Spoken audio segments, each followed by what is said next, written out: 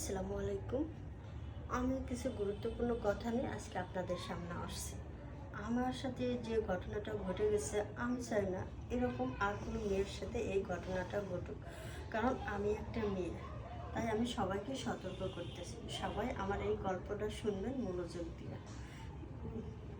দেখুন, আমি যখন ক্লাস 10-এ পড়ি, তখন একটা ছেলের সাথে আমার রিলেশন হয়। আর রিলেশনটা ওরা আস্তে আস্তে আস্তে একটু একটু ঘনিষ্ঠ হয়ে যায়। হ্যাঁ, ঘনিষ্ঠ হয়ে যাওয়ার পরে সে আমাকে একদিন বললো কি, চলো কোথাও ঘুরতে যাই। তখন আমি বললাম কি, না এখন কোথাও ঘুরতে যাব না, ভালো লাগে না। তখন বর্ষার সময়, হ্যাঁ, সব দিকেই পানি পুরো ভরপুর।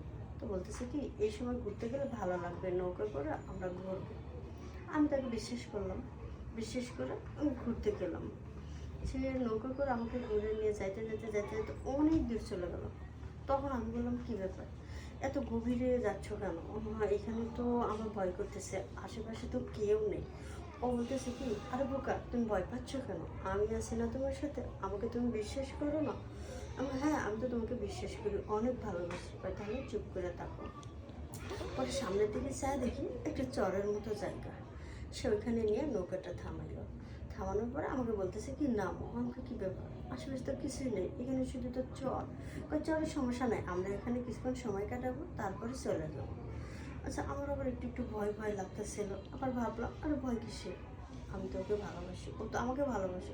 আর ভালোবাসার মানুষের সাথে তো অনেক দূর হাত ধরে যাওয়া যায় না।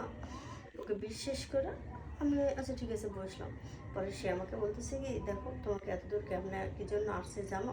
আমি, না জানি না কি জন্য আসছে। ওই দেখো, আমরা তো কদিন ধরে দিকে নিয়ে আসছি নিরিবিলি সময় কাটানোর জন্য। আমি, নিরিবিলি সময় মানে?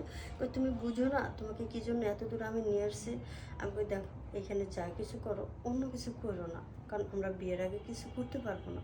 কারণ সে তো কিছুতেই মানলো না, অনেক জড়াজড়ি করে সে আমার সাথে অনেক রাব ব্যবহার করলো, অনেক ইয়ে করলো। পরে লাস্টে আশেপাশে কেউ না, বাধ্য হয়ে আমি কিছু বলতে পারলাম না। পরে সে আমাকে ওইখানে রেখে চলে আসলো।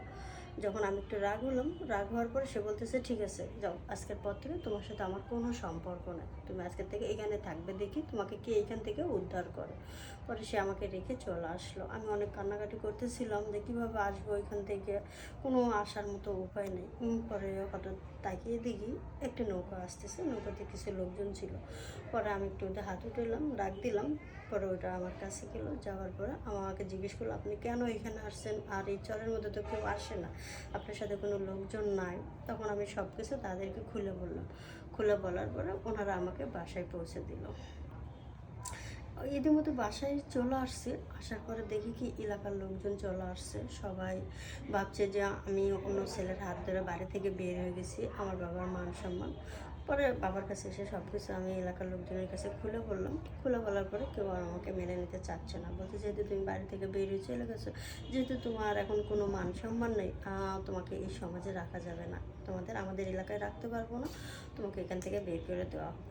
পরে আমার বাবাকে সহ আমাকে বাড়ির এলাকা থেকে সবাই বের করে দিয়ে দিছে। এখন আমি একটা বস্তিতে থাকি। হ্যাঁ, এখন আমার মানে একটা, আমার বাবা অনেক চেষ্টা করতেছে আমাকে বিয়ে দেওয়ার জন্য, কিন্তু বিয়ে হচ্ছে না। আসলে আমার এই গল্পটা শোনার পরে যদি আপনাদের কারো ভালো লাগে, যদি আমাকে বিয়ে করতে চান, তাহলে অবশ্যই যোগাযোগ করবেন। আর যোগাযোগটা করবেন, স্ক্রিনে দেওয়া আমার নাম্বারটা দেওয়া থাকবে, ওই নাম্বারে যোগাযোগ করলে আমাকে পাবেন।